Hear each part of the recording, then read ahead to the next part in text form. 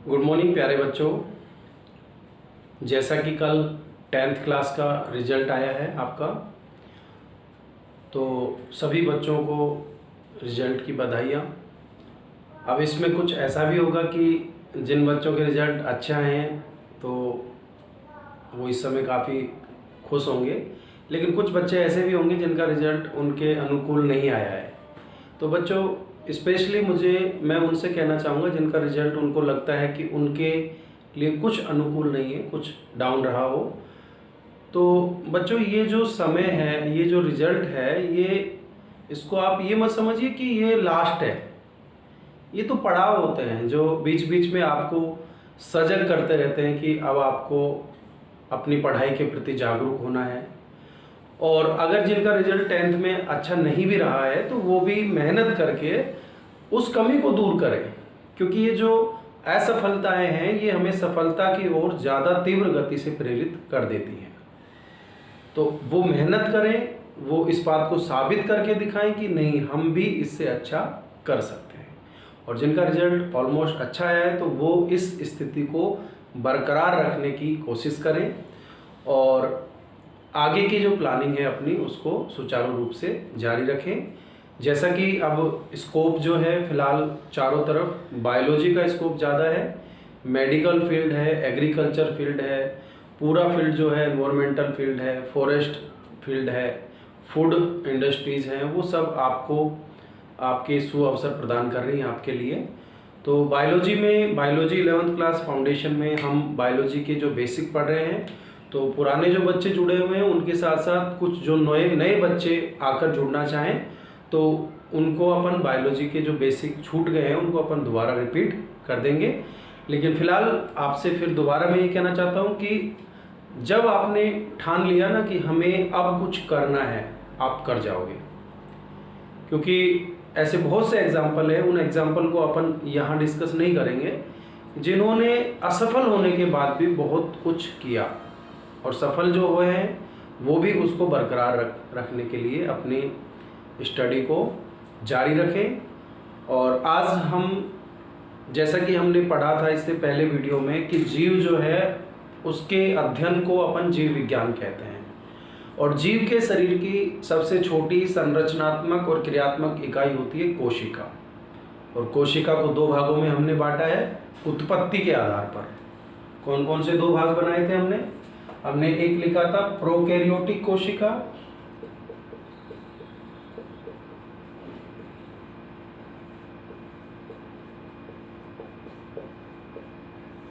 और एक होती है यूकैरियोटिक कोशिका।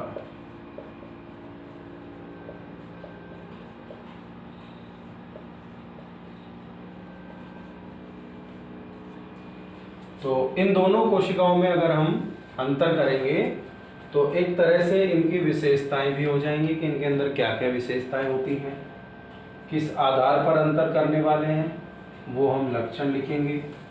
ठीक है, तो आज के हमारे टॉपिक की शुरुआत करते हैं,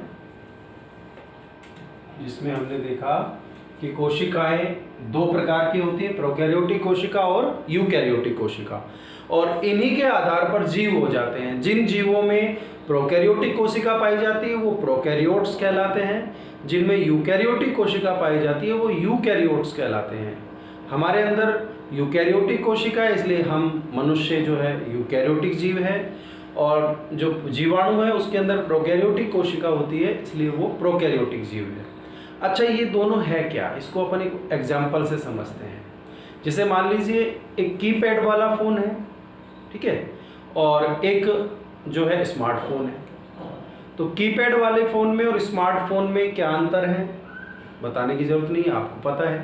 कीपैड वाले फ़ोन में बहुत सारी चीज़ें नहीं हैं, जैसे एक अच्छा कैमरा हो सकता है कीपैड वाले में कैमरा हो, लेकिन उतना अच्छी क्वालिटी का कैमरा नहीं है जितना हमारे स्मार्टफोन में है। इसमें सोशल मीडिया प्रॉपरली अच्छी तरह से नहीं चल पाता, उसमें सोशल मीडिया का हम इस्तेमाल करते हैं, व्हाट्सअप है, फेसबुक है, ठीक है। लाइव क्लासेज जो अभी आप ले पा रहे हैं, वीडियो क्लासेज हैं, यूट्यूब पर जो क्लासेज हैं, वो स्मार्टफोन पर आप इजी वे में अच्छी तरह से उनको देख पा रहे हैं। तो ये एक एग्जाम्पल हमने लिया, सेम यही अंतर इनमें होता है। यानी कि ये ऐसी कोशिकाएं जिसमें बहुत सारी संरचनाएं हम देखेंगे नहीं पाई जाती। इसमें सभी विकसित प्रकार की संरचनाएं पाई जाती हैं। तो शुरू करते हैं।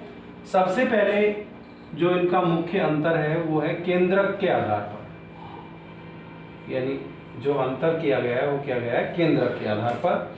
प्रोकैरियोटिक कोशिका का जो केंद्रक होता है वो अल्प विकसित होता है। कैसा होता है? अल्प विकसित। और इस अल्प विकसित केंद्रक को केंद्रकाभ कहते हैं। क्या कहते हैं? केंद्रकाभ। जबकि हम देखें यूकैरियोटिक का केंद्रक कैसा होता है? सुविकसित। इसका केंद्रक सुविकसित, इसका केंद्रक अल्प विकसित। अच्छा, केंद्रक सुविकसित और अल्प विकसित किस आधार पर है? इसके अंदर दो संरचनाएं जिनमें एक होती है केंद्रक झिल्ली, केंद्रक झिल्ली, और एक होती है केंद्रिका। ये क्या होती हैं? जब हम इनके बारे में पढ़ेंगे तो बताएंगे अच्छी तरह विस्तार से। ये दोनों ही संरचनाएं इसमें होती है अनुपस्थित। किसमें अनुपस्थित होती है? प्रोकैरियोटिक कोशिकाओं में। और यूकैरियोटिक में दोनों ही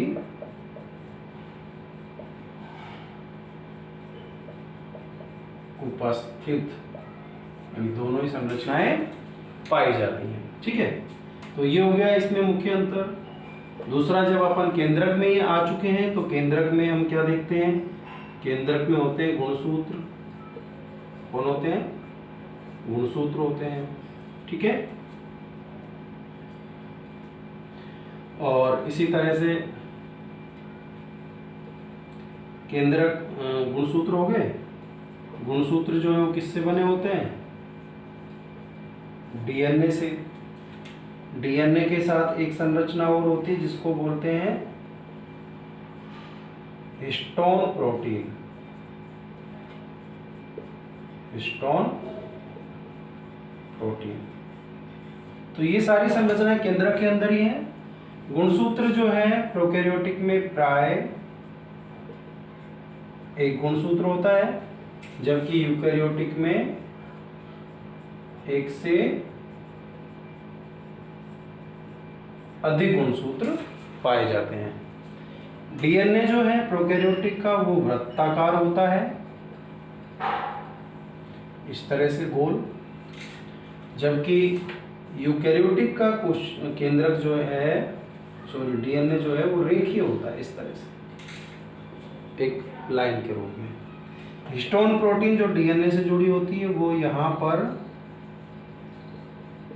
अनुपस्थित होती है, जबकि यहाँ पर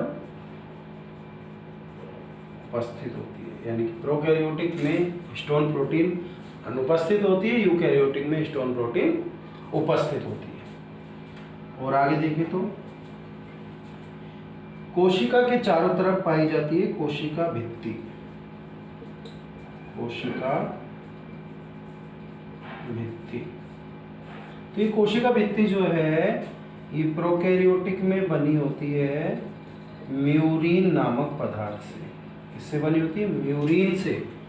जबकि यूकैरियोटिक में पादपों में ये सेल्यूलोज से निर्मित होती है। ठीक है, जंतुओं में तो ये होती ही नहीं है, लेकिन पादपों में किससे बनी होती है? सेल्यूलोज से। तो ये कुछ उदाहरण हो गए, जैसे कि सबसे पहला हमने देखा केंद्रक, जिसमें केंद्रक झिल्ली और केंद्रिका यहाँ पर अनुपस्थित होते हैं प्रोकैरियोटिक में, जिससे केंद्रक हो गया अल्प विकसित। क्या बोलेंगे इसको? केंद्रकाभ। यूकैरियोटिक में दोनों उपस्थित होते हैं, केंद्रक झिल्ली और केंद्रिका दोनों, इसलिए ये हो गया सुविकसित। गुणसूत्र है प्रोकैरियोटिक में प्राय एक होता है, यूकैरियोटिक में एक से अधिक गुणसूत्र पाए जाते हैं। प्रोकैरियोटिक का जो डीएनए है वो वृत्ताकार होता है, यूकैरियोटिक का डीएनए रेखीय होता है। प्रोकैरियोटिक में हिस्टोन प्रोटीन अनुपस्थित होता है, यूकैरियोटिक में हिस्टोन प्रोटीन पाया जाता है। प्रोकैरियोटिक की कोशिका भित्ति म्यूरिन नामक पदार्थ से बनी है, जबकि यूकैरियोटिक की कोशिका भित्ति सेलुलोज से बनी होती है। ठीक है। इसके अलावा कोशिका में कुछ कोशिकांग भी पाए जाते हैं, क्योंकि बिना कोशिकांगों के जो कोशिका है वो अल्प विकसित ही होती है। कौन कौन से कोशिकांग? जैसे माइटोकॉन्ड्रिया,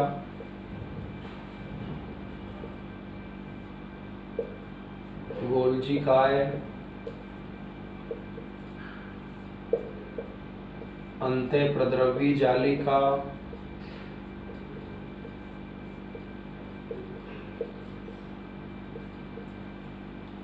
हरित लवक, लाइसोसोम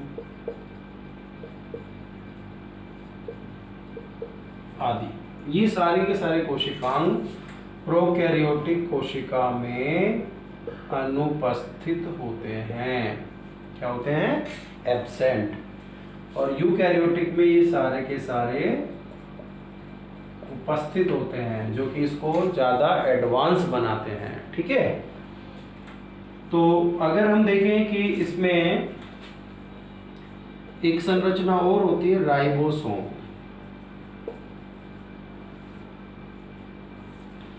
राइबोसोम दो प्रकार का होता है, एक तो 70S प्रकार का, यहाँ पर S वैज्ञानिक के नाम पर दिया गया है, जिन्होंने दो प्रकार बताए, दो यूनिट बताई इसकी, 70S यूनिट।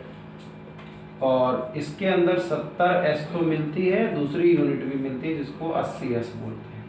70S इसमें केवल माइटोकॉन्ड्रिया और हरित लवक में पाया जाता है 70S प्रकार का राइबोसोम, जबकि केंद्रक में गुणसूत्रों में जो केंद्रक के अंदर जो राइबोसोम मिलता है वो 80S प्रकार का मिलता है। तो दोनों ये लिखेंगे यहाँ पर, दोनों प्रकार के राइबोसोम पाए जाते हैं।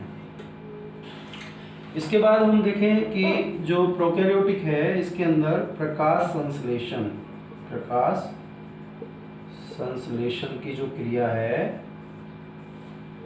वो इसके अंदर कोशिका झिल्ली से ही संपन्न होती है, क्योंकि इसके अंदर हरित लवक नहीं होता। इसमें हरित लवक होता है तो कहाँ संपन्न होती है? हरित लवक में। प्रकाश संश्लेषण हरित लवक में होता है यूकैरियोटिक कोशिकाओं में। पेप्टिडोग्लाइकेन एक पदार्थ होता है जो कि प्रोकैरियोटिक कोशिका में, उसकी कोशिका भित्ति में उपस्थित होता है और यूकैरियोटिक कोशिका में अनुपस्थित होता है। तो एक बार दोबारा देख लें कि जो कोशिकांग है जैसे माइटोकॉन्ड्रिया, गोल्जी काय, अंतःप्रद्रवी जालिका, हरित लवक, लाइसोसोम, ये सारे के सारे प्रोकैरियोटिक में अनुपस्थित होते हैं और यूकैरियोटिक में उपस्थित होते हैं। राइबोसोम जो है प्रोकैरियोटिक में 70S प्रकार का होता है और यूकैरियोटिक में 70S और 80S दोनों प्रकार का होता है। प्रकाश संश्लेषण की क्रिया यहाँ कोशिका झिल्ली में होती है और यहाँ पर हरित लवक में। पेप्टिडोग्लाइकेन जो परत है वो प्रोकैरियोटिक में पाई जाती है और यूकैरियोटिक में अनुपस्थित होती है। तो इस प्रकार से हमने प्रोकैरियोटिक और यूकैरियोटिक